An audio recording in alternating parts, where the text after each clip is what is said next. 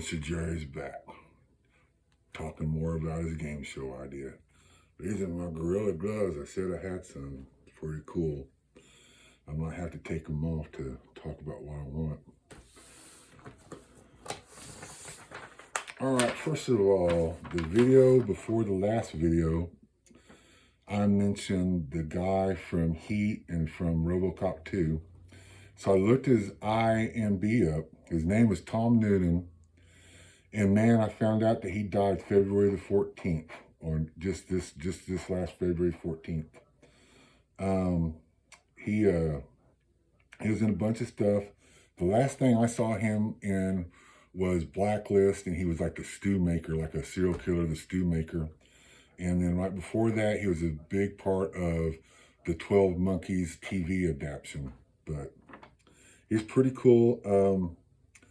I watched like just a little bit of a movie that was on like Stars or something, where he was talking to this lady he met and visited her at her home, and she was like, "Oh, you seem so really smart." When that one guy was saying that one thing, and then you argued with him, and then he was like real shy and he said something like, "No, I'm not really that smart. I just watch like a whole bunch of documentaries on TV." And then, you know, he came off kind of weird, but then she started talking about like fetuses, like fetal skeletons put in the walls, and like she opened like a whole can of worms up on him. But I don't know, you remember things you identify with, but that guy's name that I was talking on the video before the last video about the guy that was in the wheelchair, the plan maker in the movie Heat. His name was Tom Noonan. He's a really good character actor. He died February the 14th. All right. I just wanted to, I really looked him up so I could just say his name, but then I found out he died. And I was like, oh, wow. Okay. All right. Now, I had a Nano Banana through Gemini make up a whole bunch of different like pictures of like the host and like this evil wizard host. But then I put in like a comedic actor as host, and the comedic actor as host pictures are a lot better, and that's why I think this thing should definitely be like some kind of a comedic actor. I mean, the number one guy on the list you'd think would be Patton Oswalt to be like the host, but what I'm really wanting is for someone to make a character, and then that character be the thing. So it's like who's good at making characters. So someone like that, and really like the people that's making the show, y'all decide who it is, but I'm just trying to give the best advice I can give. But like, you know, you want to make a like interesting character. And like I said before in videos, like you want to have the attitude of like Colonel Clink. He's got you. He's kidnapped you. You're a wizard, a thief, and a warrior, and you're fighting his monsters in his dungeon. And but at the same time, he wants to impress you, and there's like there should be like a go back and forth. And plus, he's not going to be like a host like, oh, I really want you to win. No. He wants you to lose. So whoever plays, just understand that attitude. I remember in that Howie Mandel thing, the Deal or No Deal, they had like the guy up there that was a bad guy, and Howie Mandel was like the go-between, they call on the phone. Like Howie Mandel and the guy up there will be one person in this. And it'll work. It'll work like that. It'll work best like that. There are comedic actors that I had my eye on that I think would be really good hosts for this. The number one is Steve Little. Now, he was McBride's sidekick on Eastbound and Down. He was really, really funny as his characters in Reno 911. And he was a really, really great sycophant uncle for the one girl in Back Off Haters. And like, I think like he's the number one guy that I think would work out. Now, the number two guy that I think would really be cool is a guy by the name of Rich Fulcher. And I think I'm pronouncing it right. But I first saw him in the Mighty Boosh. The first thing I saw him do was like a Fleetwood Mac thing, and like, oh, that guy's weird as hell. But I think he would really like. He's good at throwing fits, and and like that would be really good as him being the DM. It would really work. Plus, I don't like he's the dungeon. Okay, you know, like okay, in the '70s show, and also the Mike Myers and Dan Carvey thing, the Wayne's World thing, where like they have like a basement and there's a stairway, and then also in the '70s show they get stoned and talk around in that basement thing. I want the character to have like parents. Like he has a dungeon, but the parents are like even bigger overlords of a bigger universe or something. And then every once in a while his mom yells down in the basement and says, "Hey, what are you know, how's it going down there? You want to bring snacks? Leave me alone, Mom." But he really is overlord of a dungeon, but they treat him like that. And that goes along with the Trelane thing and you know, like on Futurama where they remake kind of like the Train Energy body guy, where the parents come in, like that kind of thing. But he really is an overlord, and maybe he has like a brother or sister that have better dungeons that they talk about all the time. I don't know, something like that. I think would really be good. Okay, Rich Fulcher, Salma Mai Bush. He's been on Drunk History a couple times, well, at least once. And he was a host one. He talked on one, and then he appeared in one. And then infomercials with that one guy from Upright Citizens Brigade. And I like this character actor. I think, you know, one of the reasons I really like him, and I don't want him to take it as an insult, but like I'm a Marvel guy I'm a Marvel kid. If you see my Instagram page, Mr.Jerry, 1971, if you go there, you'll realize that, you know, I was a Marvel kid. But this Rich Fulcher guy is the most ideal guy I ever seen that could play the original Toad. Like Magneto used to have like the Toad and the Toad's sidekick. And like if they ever bring, because I remember they said we'll only bring back Wolverine, and they did only bring back Wolverine in the Deadpool. But if they ever bring back that one guy that played not Ian McClane, but the other guy that played Magneto, bring him back in some kind of a thing. Maybe Wanda in the Vision, because he's supposed to be Wanda's dad. Have him have either speckled gray hair or full-on white hair. Change the Magneto back to white. Something happened. And then bring that Rich Fulcher in and have him dress up like the Toad. It would be really good. I think that when I see people, I was like, well, that guy could be that character. And I think about like that kind of stuff all the time. But this Rich Fulcher guy would really be good. He would be really good as the Marvel, the Toad, the original Toad guy from the earlier Magneto stuff. Okay. Then the third one that I would kind of favor to be host is Sam Edson. And Edson, I'm not saying it right, but he's a bigger guy, but he was the star of a movie called Zero Charisma. And man, he was really good in that. He really pulled it off. And I don't know how any of these guys are good at working crowds. They might not be good at crowd working or work out as game show people. And whoever ends up making this show, they just keep in mind you want like a guy that pulls off the Criminal Clink kind of a thing, where I got you. I'm more powerful than you, but also I really want to impress you. I'm a really cool guy, and when I lose, I really get mad. You know, all that kind of stuff like that. I think that's what would really work. What else? Okay. Now I did kind of a picture, and I have a whole bunch of pictures that I'm putting in that I've done in Nano Banana. I did rough sketches and I put them in Nano Banana on kind of like pictures that real janky storyboard I did that still conveyed my meaning, what I meant. But now I'm thinking maybe it'd have to be 4 fights, like 3 fights to get ready for the last fight, to have the experience point things work out.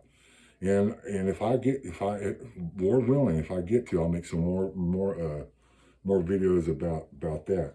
But Nicole Williamson was the Merlin in the 1981's Excalibur, and he had like a metal cap on. And every time I think about whoever hosts this, I think about that metal cap. I want the wizard to have that metal kind of cap for thing.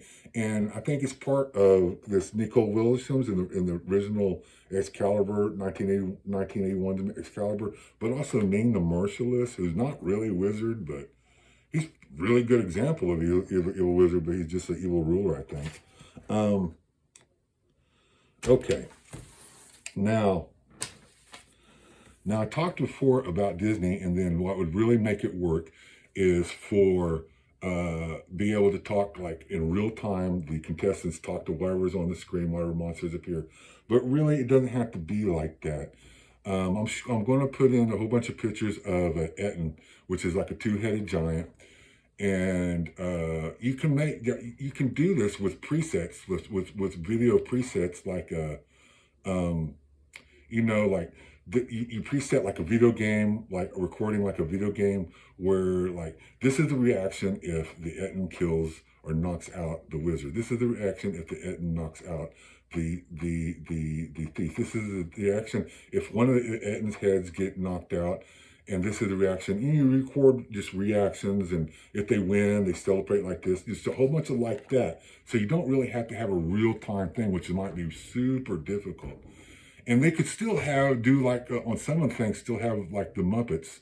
And I don't mean like the felt Muppets. I mean like the Star Wars Muppets.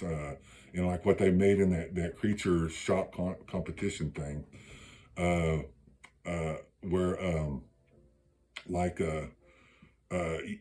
Like the Muppets, they have like two different Muppets. Like there's a Muppet that's the hand puppet, and then they have the Muppets where like they do like a dancing thing. Like there's two of them.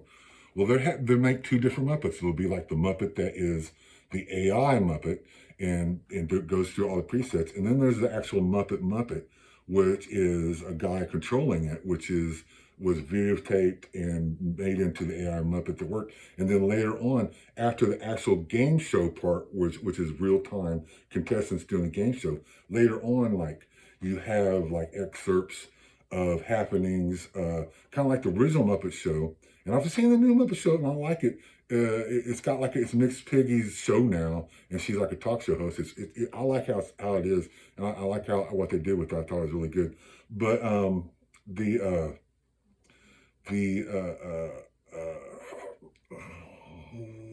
train of thought.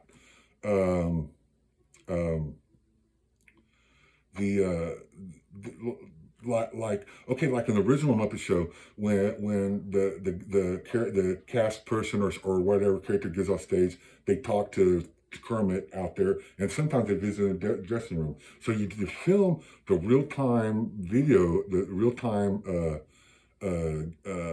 game, and then after that's all done, you edit in the little excerpts of happenings between characters afterwards. Like, you didn't do so good, we're going to have to trade you to another dungeon. Or it's like I don't want to be in this dungeon anymore, like, that kind of stuff. And also, you don't have to worry about if the dungeon monsters are good, evil, lawful, or nothing, because there's nothing, no one's getting slain. It's all going to be like you have the monster, but the monster says what it's going to do, and then you have either assistant, or maybe if you have a character audience, you have someone from the character audience come out as a thrall, and like you roll the dice for the bad guys, and the good guys roll the dice, and the guy from the character audience, this is like my thrall, and they'll get something if the bad guys win, and the contestants get something if they win, or something like that. Or you can have an assistant, which would be cool too, might be better. I'm not for sure. Also, AI stuff. So now that you can do this with presets, like a video game, it's like some kind of role-playing video game. There's like so many different AI artists that I've seen on Instagram and also on YouTube. My favorites are Getty Ruxpin, The Creatureverse, and Wonderland. And the first two, Getty Ruxpin and The Creatureverse, I've only seen on Instagram, though they might be on YouTube. But this Wonderland, WAINDERLAND,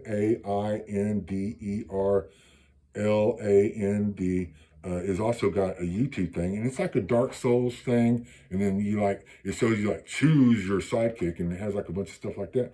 They're making stuff like that like super snappy, and if you watch on my Instagram channel, then you'll see like I explain like in my first comic book, like how many all these characters is what made it so good. And you think about like Garbage Patch Kids and Pokemon and stuff. You want like a whole bunch of characters on the one thing where like it's like a whole bunch of doors and you have to choose one. The first one would be like 12 doors. The second one would be like 10 or 8 doors. The third one will be like 8 or 6 doors. Or no, it'll be 8 doors, and the third one will be 6 doors.